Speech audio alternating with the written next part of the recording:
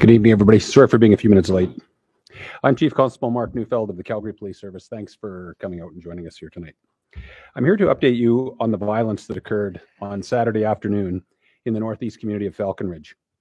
We believe that the situation is linked to ongoing conflict involving some members of the Eritrean community and is related to similar events we've seen transpire around the world, across Canada, and right here in Alberta. It's important to know that our service is not taking sides in relation to the underlying conflict. We've been in talks with the community, and there are strong feelings on both sides of the issue. It's also important to know that there are individuals and families who simply wanted to attend a cultural event and had no intention of bothering anybody else and did not want to be bothered themselves. The point is that all groups have the right to gather and to assemble, and as soon as opposing groups set out to disrupt those events, and especially if they do that with violence or threats of property damage, that results in the laws being broken. That was the case on Saturday afternoon. This clash was centered around two separate events scheduled in the city's northeast quadrant. The scheduled events were peaceful in nature, and all attendees are not to be blamed for the violence that transpired alongside them. I want to be very clear. The clash was not a protest. This was a planned, targeted attack made by some members of the involved communities.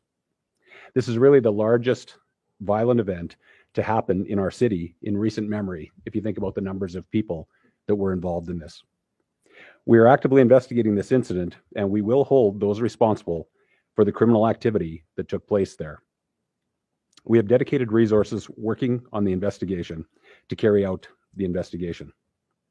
With approximately 150 individuals believed to be involved, it'll take some time to finish the investigation, as we'll need to do our due diligence and review all of the available evidence.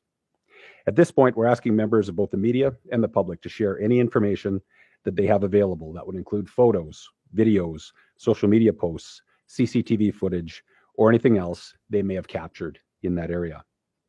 In the coming days and weeks, we will also be asking members of the community to help to identify and locate persons of interest and people that we believe were involved in some of these crimes. Some have asked if we knew or if we were aware that this could happen. The answer to that is yes. The Calgary Police Service has very strong relationships with all of the communities, including the Eritrean community. Our members knew of the scheduled events in the area and also knew there was potential for violence based on the previous conflicts in Israel, Toronto, and in Edmonton in August. We worked directly with the event organizers prior to the events to ensure safety for the community and to try to ease tensions between the involved groups. Once violence did break out, we were on scene very quickly and able to separate the combatants and quickly restore public order. CPS members on the scene showed exactly why we train for situations like this. Their actions brought the violence to a quick end, prevented further escalation, further injury, and further property damage. We're continuing to monitor this situation, and we have an open dialogue, as I said, with the involved groups. We do not anticipate any further violence. However, rest assured, we will respond accordingly if it does. In situations like this, we often think about outcomes of the events, but we don't look at the victims themselves.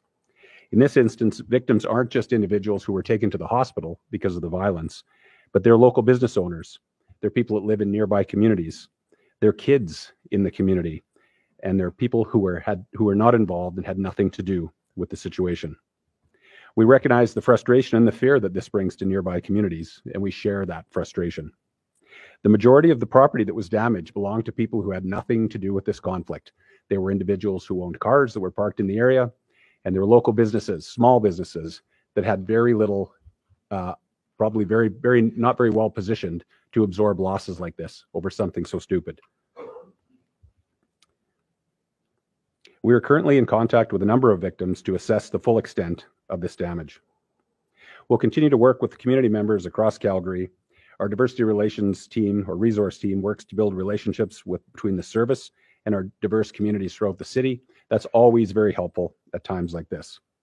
They're actively engaging members of identified groups to maintain that open dialogue and further the investigative efforts. As police, our main goal is to keep Calgary safe and to hold those who commit criminal acts accountable, and we will do that. I want to take the time to thank the victims and the members of the public who've come forward to provide information and cooperate thus far in the investigations. That is extremely helpful. I also want to thank members of the service who responded, who were met with disrespect and a total disregard for any authority in any direction that they gave. Your courage and professionalism in the face of a very real prospect of bodily harm shows your ongoing dedication to the protection of our city. I also want to thank our partner agencies, including local EMS and the Calgary Fire Department, for their valuable assistance on the weekend. With that, I'll stop and I'll answer any questions that you might have.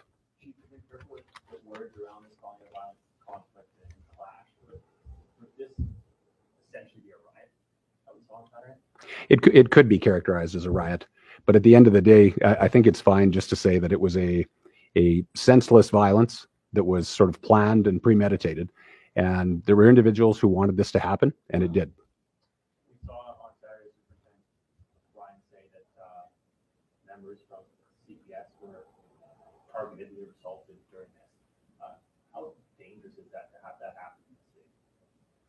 Well, I think it's always dangerous where you get in a situation where you see individuals armed with weapons, sticks and pipes, and throwing rocks and bottles. I can tell you, I've watched a number of videos today from officers who were at that scene, and it was very dangerous. The first officers who arrived on scene there were not equipped with shields and helmets and this type of thing, and individuals who were participating in the conflict had helmets and shields, and so obviously we're prepared for the conflict.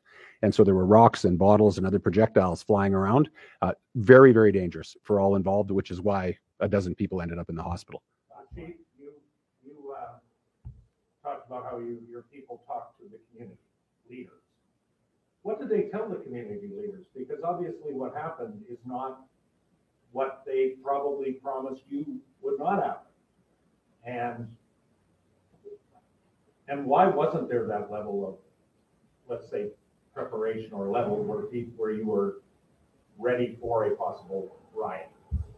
Well, I think we were ready for whatever came, Rick. The reality of it is, I think what we learn is that the communities are not completely homogenous or completely together on things. So you've got different factions in the community, and frankly, you've got small minorities of the community. And this is why I say not everybody is to be blamed for the actions of the few. There's a small number of people who I believe wanted a conflict to happen, and regardless of what elders and others said in the community, it appears that it was going to happen, as it did in Edmonton and as it did in Toronto.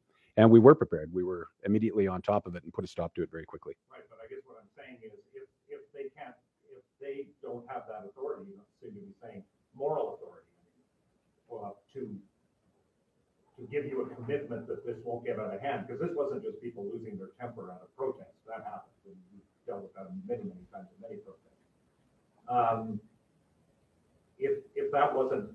If they don't have that moral suasion to do that, moral authority to do that, then what's the point? If you talk to them and say, look, don't cross the red line, don't do this, have a peaceful protest, don't get nasty, and all of a sudden 150 people from their community show up with weapons and are having a riot. Yeah. I mean, do you go back to them now and say, like, what happened, folks? Oh, we've done that today. Make no mistake. We've gone back to the community today. I think the underlying issues that sort of drive this are very complicated, and there's very strong feelings on both sides of it, as you might expect. But at the end of the day, we're not policing ideologies. We don't get on one side or the other of this. This is around behavior for us. And so the behavior that we see in the videos and in the reporting of this is the very same behavior that we've seen in other cities, and it's not okay, and it's not okay in our city. And the question that was asked by a couple of the businesses that I was at today is, maybe it's a stupid question, maybe it's a great question, I don't know, is why wasn't anybody arrested at the scene of the crimes at the time? Yeah, that would have been ideal. I can tell you that the way this unfolded in terms of the timing of the officers coming on scene, the first officers did an excellent job, despite the fact that they didn't have some of the armor or some of the protective gear that would have been helpful for them. They did a really good job of being able to separate the combatants. By that point in time, there were individuals who were injured that required attention, and so that's where the initial efforts went to. I would have been very happy to see arrests made at the scene. I think there's a real deterrent effect to that. But I understand and support the decisions that were made around the priorities that were set and executed, and so that's fair enough. We'll deal with it after the fact. Chief, does that mean arrests are pending? We heard from on the weekend that there will be arrests, most likely. So are charges pending at this point? Do you have any individuals identified that we could see charges made tonight or tomorrow? No, I don't think you'll see it that quickly. We put together a task group today, an investigative group that will go after all of the offenses in relation to this. So again, I think it's really important that that we demonstrate that this is not okay in our city, and that the individuals who committed criminal offenses there in the parking lot be held to account for that. As the reports come in with respect to property damage and that type of thing, there'll likely be more than we're even aware of now. So that's the work that'll be done over the coming days.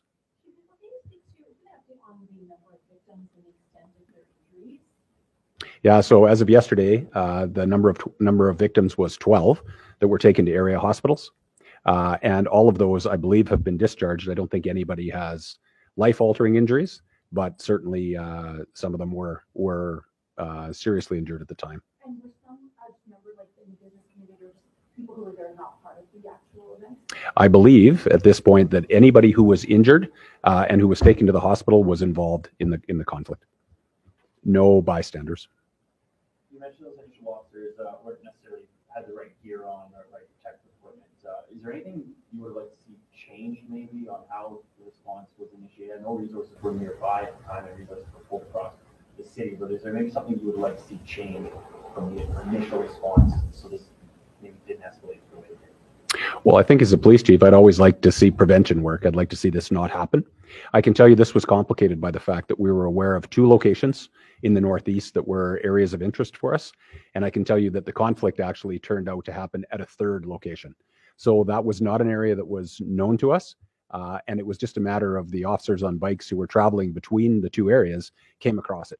So whether that was a miscommunication, whether that was the police not being provided with information about one of the areas, that those are both possibilities. But when they came across the original conflict, it was in neither of the areas that they had been anticipating it, and much earlier than they would have been anticipating it. Was any of the, you believe that these 2 groups had sort of predetermined that they were going to meet? Well, I would say yes. You know, when you look at the video and you see that people have attended there with weapons, with sticks and clubs and hockey helmets and that type of thing, I would suggest that that something was premeditated there. It wasn't spontaneous. Kind of like gangs, like, you know, street gangs, agree they're going to rumble at a certain point, that kind of thing. Well, I think this is different. I think this is around political ideology.